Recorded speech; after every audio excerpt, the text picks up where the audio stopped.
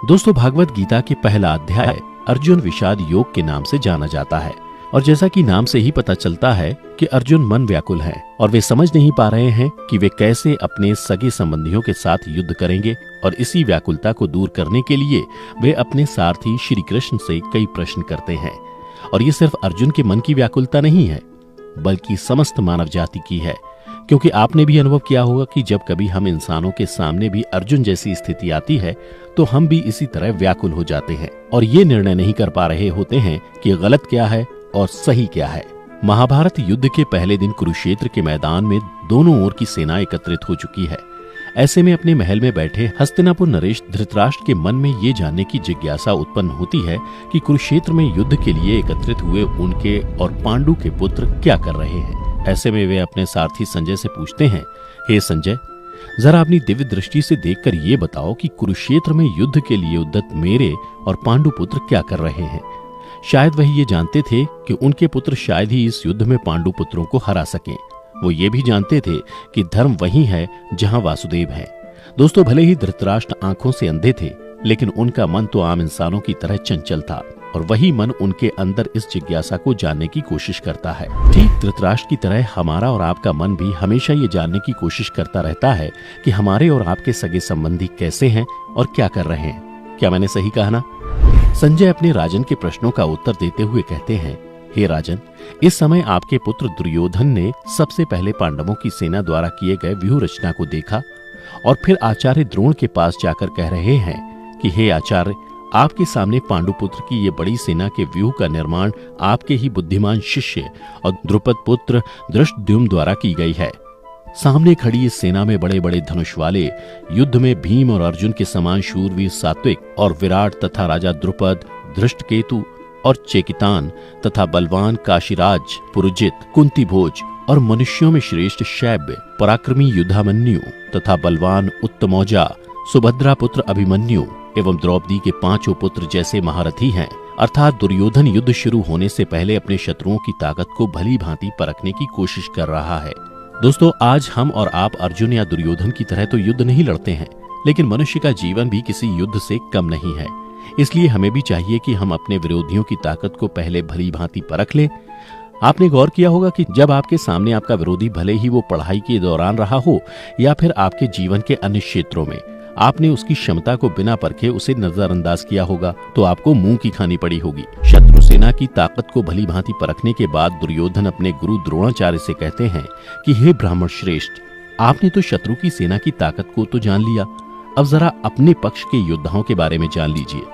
मेरी सेना में स्वयं आप और पितामह भीष्म हैं, साथ ही कृपाचार्य, अश्वत्थामा, विकर्ण और भूरिश्रव जैसे महान योद्धा हैं। इसके अलावा मेरे जीवन की आशा त्याग देने वाले बहुत से शूरवीर, अनेक प्रकार के शस्त्रों से सुसज्जित और चतुर सेना भी है।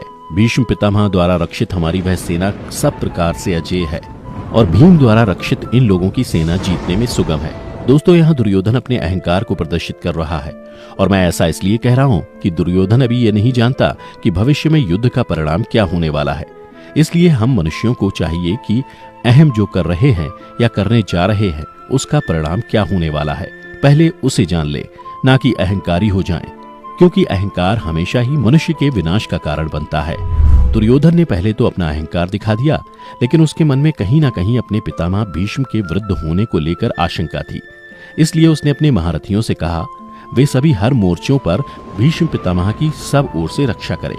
हालांकि दुर्योधन ये जानता था कि उसके पितामह को उनकी मर्जी के सिवाय मृत्यु छू भी नहीं सकती, लेकिन फिर भी उसके मन के कोने में एक आशंका थी। और दुर्योधन की तरह ही जब भी हम अपने अहंकार को प्रदर्शित करने की कोशिश करते हैं तो हमारे मन में यह शंका बनी रहती है, हमारी कमजोरी कहीं हमारे विरोधियों को पता न चल जाए। दुर्योधन की इन बातों के बाद पितामह भीष्म ने उच्च स्वर में सिंह की दहाड़ के समान शंख बजाया। इसके बाद कुरुक्षेत्र के मैदान में शंख और नगाड़े बज उठे, लेकिन उस दिन इन शंखों और नगाड़ों की आवाज मधुर नहीं थी, बल्कि बड़ा ही भयावह लग रही थी। पितामह भीष्म के शंख बजाते ही कौरवों की सेना में एक अलग तरह की ऊर्जा का संचार हो उठा। कह देख पांडवों की ओर से श्री कृष्ण ने अपने पांचजन्य नामक शंख बजाया और फिर अर्जुन ने देवदत्त नामक और भीमसेन ने पौंड्र नामक महाशंख बजाए उसके बाद ज्येष्ठ पांडु युधिष्ठिर ने अनंत विजय नामक और नकुल तथा सहदेव ने सुघोष और मणिपुष्पक नामक शंख बजाए और इस तरह पांडवों ने अपनी शंख की आवाज से धृतराष्ट्रों अर्थात कौरव पक्ष वालों के हृदय विदीर्ण कर दिए। दोस्तों, ठीक इसी तरह जब भी हम अपने जीवन में निराश हो जाते हैं तो हमें एक शंख की ध्वनि की तरह एक उत्साहवर्धन करने वाली चीज की जरूरत होती है और वो कुछ भी हो सकता है, जैसे कि आपका मित्र या फिर कोई संगीत आदि। कुरुक्षेत्र के मैदान में अभी शंखों की गूंज थमी भी नहीं थी कि हे राजन, कुंती पुत्र अर्जुन ने अपने सारथी भगवान श्री कृष्ण से कह रहे हैं कि हे माधव, मेरे रथ को दोनों सेनाओं के बीच ले चलिए ताकि मैं युद्ध में डटे हुए अपने संबंधियों को अच्छी तरह देख सकूं और मुझे पता चल सके कि मैं किन किन योद्धाओं के साथ युद्ध करने योग्य हूं। दुर्योधन के पक्ष में जो जो योद्धा युद्ध करने वाले हैं, मैं इन सभी को देखूंगा। अर्जुन के ऐसा कहने पर श्री कृष्ण उन्हें दोनों सेनाओं के मध्य ले जाते हैं और अर्जुन से कहते हैं कि हे पार्थ, लो, अब तुम दोनों सेनाओं के मध्य में आ गए हो। दोनों सेनाओं के मध्य पहुंचकर अर्जुन सबसे पहले पितामह भीष्म और अपने गुरु द्रोणाचार्य को देखते हैं। फिर दोनों सेनाओं में मौजूद ताऊ, चाचों, दादों, परदादों, गुरुओं, भाइयों, पुत्रों और पौत्रों तथा मित्रों को देखते हैं। यह देखकर अर्जुन का मन करुणा से भर जाता है और उनके मन में अनेक शंकाएं घर करने लगती हैं। दोस्तों, ठीक अर्जुन की तरह ही हम सभी के जीवन में भी अपनों को सामने देखकर सही या गलत में फर्क करने में ऐसी स्थिति का सामना अवश्य करना पड़ता है। आपने भी कभी ना कभी अवश्य ही किया होगा। इसके बाद अर्जुन अपने मन की शंकाओं को दूर करने के लिए भगवान श्री कृष्ण, जो कि इस युद्ध में उनके सारथी भी हैं, उनसे कहते हैं, हे कृष्ण, युद्ध के लिए डटे हुए इस स्वजन समुदाय को देखकर मेरे अंग शिथिल हुए जा रहे हैं और मुख सूखा जा रहा है तथा मेरे शरीर में कंप एवं रोमांच हो रहा है। हाथ से गांडीव धनुष भी गिर रहा है, इसलिए मैं खड़ा रहने को भी समर्थ नहीं हूं। दोस्तों, क्या व्याकुल मन में ऐसी स्थिति सिर्फ अर्जुन की ही हो रही है? नहीं, क्योंकि आपने भी गौर किया होगा कि जब हमारा मन व्याकुल होता है तो हम कोई भी काम सही से नहीं कर पा रहे होते हैं। हम ये सोचने लगते हैं कि हम जो करने जा रहे हैं क्या वो सही है। जरा विचार करके देखिएगा। इसके बाद अर्जुन कहते हैं, हे केशव, मैं युद्ध में स्वजन समुदाय को मारकर कल्याण भी नहीं देखता। हे कृष्ण, मैं ना तो विजय चाहता हूं और ना राज्य। हे गोविंद, हमें ऐसे राज्य अथवा जीवन से भी क्या लाभ होगा? हमें जिनके लिए राज्य, भोग और सुखादि अभीष्ट हैं, वही सब धन और जीवन की आशा को त्याग कर युद्ध में खड़े हैं। हे मधुसूदन, तीनों लोकों के राज्य के लिए भी मैं इन सब को मारना नहीं चाहता, फिर पृथ्वी के लिए तो कहना ही क्या है। हे जनार्दन, धृतराष्ट्र के पुत्रों को मारकर हमें क्या प्रसन्नता होगी? इन आतताइयों को मारकर हमें पाप ही लगेगा। और आप ही बताइए कि इन सभी को मारकर हमें कौन सा सुख प्राप्त होगा? दोस्तों, ये सिर्फ अर्जुन की समस्या नहीं है, क्योंकि जब कभी भी मनुष्यों को अपने सगे संबंधियों के विरुद्ध सही या गलत का चुनाव करना पड़ता है तो अक्सर मन भटकता है। दिल कहता है विरोध में जाने पर आपके अपने सभी आपसे रूठ जाएंगे। वहीं मन कहता है अगर आज आपने गलत का साथ दे दिया तो इसका खामियाजा आपको भुगतना होगा। आप सभी ने अपने जीवन में ऐसा अनुभव अवश्य ही किया होगा। उसके बाद अर्जुन श्री कृष्ण से कहते हैं कि यद्यपि लोभ से भ्रष्ट चित्त हुए ये लोग कुल के नाश से उत्पन्न दोष को और मित्रों से विरोध करने में पाप को नहीं जानते, लेकिन हम तो जानते हैं। तो फिर हमें इस पाप से हटने के लिए क्यों नहीं विचार करना चाहिए? क्योंकि कुल के नाश से सनातन कुल धर्म नष्ट हो जाते हैं तथा धर्म का नाश हो जाने पर संपूर्ण कुल में पाप ही पाप फैल जाता है। हे कृष्ण, पाप के अधिक बढ़ जाने से कुल की स्त्रियां अत्यंत दूषित हो जाती हैं और स्त्रियों के दूषित हो जाने पर वर्ण संकर उत्पन्न होता है।